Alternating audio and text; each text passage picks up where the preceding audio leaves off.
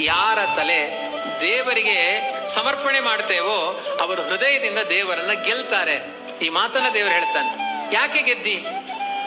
ಯಾರು ನನಗೆ ಶರಣಾಗತರಾಗ್ತಾರೆ ನಾನು ಅವರ ಮನೆಗೆ ದಾಸನಾಗ್ತೇನೆ. ಯಾರು ದಾಸರೋ ಅವರಿಗೆ ಇವನು ದಾಸನಾಗ್ತಾನೆ. ದಾಸರ ಪದ್ಯ ಇದೆ ನೋಡಿ. ಹೂವ ತರುವರ ಮನೆಗೆ ಹುಲ್ಲ ತರುವ, ಆವಲ ಕುಮೀರಮಣ ಇವಗಿಲ್ಲ ಗರುವ. ಯಾರವನಿಗೆ ಭಕ್ತಿಯಿಂದ ಹೂ ತಂದು ಕೊಡ್ತಾರೆ ಅವರ ಮನೆಗೆ ದಾಸರ ಹಾಗೆ ಹುಲ್ಲ ಎತ್ತುಕೊಂಡು ಬರ್ತಾನಂತೆ ದೇವರು. ಮುಕೋಪಿ ಯತ್ಪ್ರಸಾದೇನ ಮುಕುಂದ ಶಯನಾಯತೆ.